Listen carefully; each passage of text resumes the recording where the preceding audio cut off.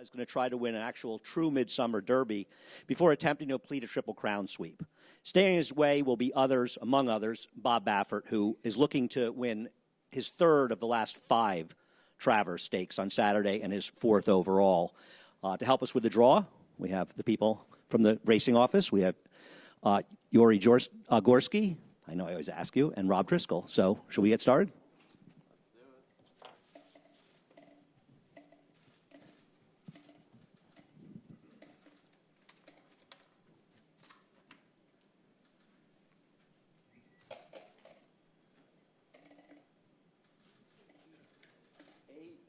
South Bend, Bill Mott, Jose Ortiz. Number 8, South Bend, 15-1 in the morning line, goes out for trainer Bill Mott. Jose Ortiz will have the mount for owners Gary Barber, Wachtell Stable, Peter Deutsch, and Pantoffel Stable, LLC. 4 is Max Player, Linda Rice, Joel Rosario. Number 4, Max Player, owned by George E. Hall, and Sport BLX Thoroughbreds, trained by Linda Rice, ridden by Joel Rosario. 6 is Tis the Law, Barkley Tag, Manny Franco. Saratoga Stables, Tis the Law, the winner of the Belmont Stakes, draws post number 6 for trainer Barkley Tag and rider Manny Franco.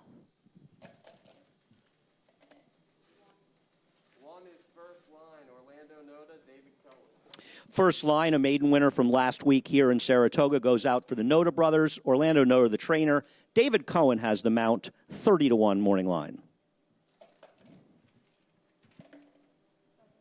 7 is Caracaro, Gustavo Delgado, Javier Castellano. Caracaro draws post number 7, 10-1 morning line for Global Thoroughbred and Top Racing. Gustavo Delgado and Javier Castellano, the rider.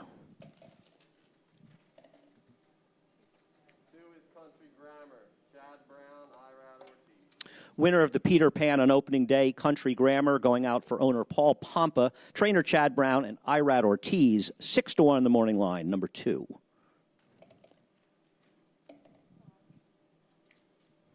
5 is Chivalry, Ralph Nix, Junior Alvarado. Number 5, Chivalry, Jacks Are Better Farm. Ralph Nix, the trainer. Junior Alvarado has the mount, 30-1 morning line, and that leaves us with 1, Uncle Chuck.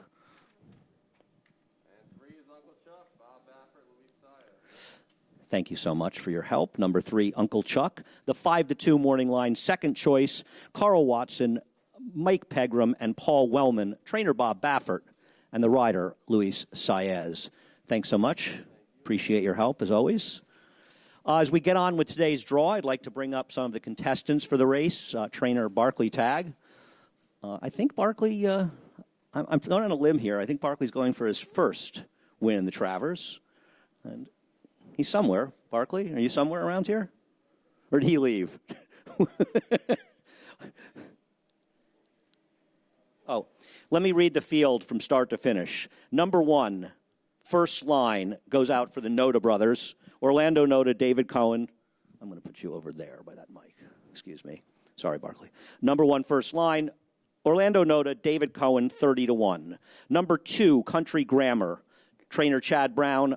Rider Irad Ortiz for owner Paul Pompa, 6-1 on the morning line. The number 3 is Uncle Chuck, going out for Carl Watson, Mike Pegram, Paul Wellman, trainer Bob Baffert, Luis Saez with the mount, 5-2.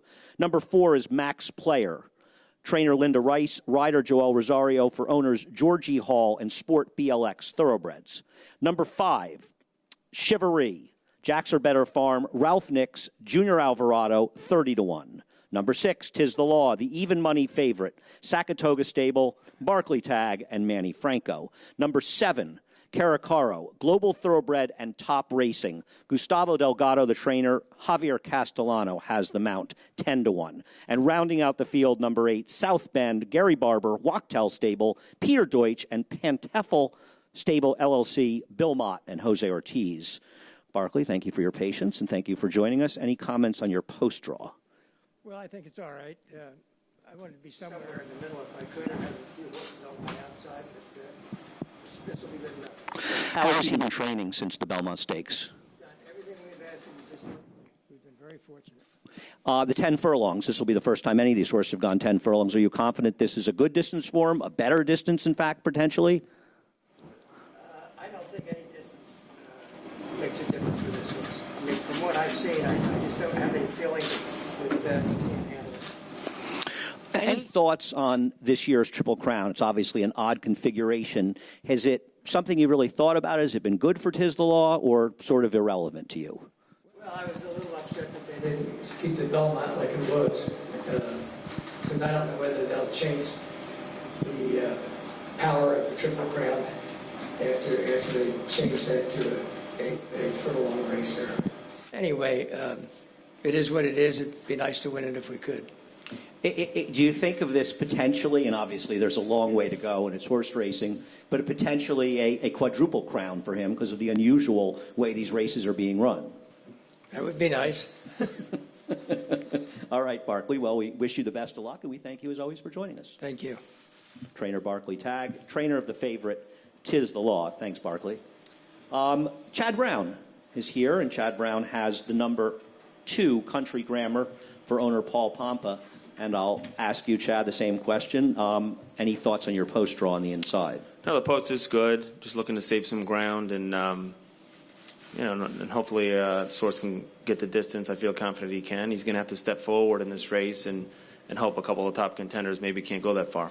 And drawing the inside, he came through on the inside in the Peter Pan, so you have to have some confidence that if he ends up being inside a horse, it's just not really a problem. Yeah, exactly. This horse has been a real pro that way. A similar trip to last time would be good for me. He's coming back just 23 days after the Peter Pan. Are you at all concerned that the relatively short rest could be a problem?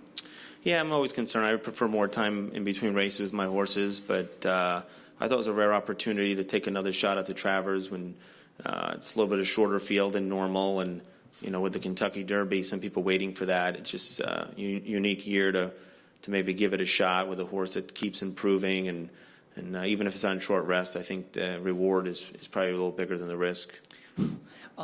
His last race, 2 times ago, he ran in the race behind Tap It to Win.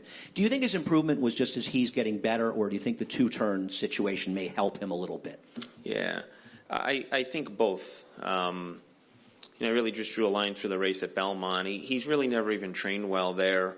That's why I debuted him on the turf, actually, his first start of his life, which is something I really wasn't looking to do. When I got him in, he looked like a dirt horse, but he just didn't train well enough, so I took a shot, and he didn't run good on the turf either. But when I got him over to Aqueduct, anywhere away from Belmont, all his races have been good on the dirt. So in 2 turns is his thing, and we've been wanting to get a mile and a quarter all along. He broke his maiden at Aqueduct at 1 1/8 miles, and some people have compared the new surface here at Saratoga to the surface at Aqueduct. Do you think those comparisons are reasonable, and do you think maybe that's worked in his favor a little bit? Yeah, I'd say there's some similarities. Put it this way, it's definitely more similar to Aqueduct than it is Belmont. I think Aqueduct, Keeneland, it reminds me too a little bit of this new surface. It's been great. Again, I think you really have to acknowledge the leadership from David O'Rourke, Martin Panza, and Glenn Kozak. I mean, it's my 13th year training horses on my own, and this is one of the best racetracks I've ever trained on or raced on. All right, well, thank you for that. As far as it being an unusual Travers, you've obviously been on record as saying it's the race you most want to win. Does it almost feel like a bigger deal or not because it's such an unusual circumstance? I'll tell you, I was thinking about that. If I finally win and nobody's here, it counts, or feel like I'll take it.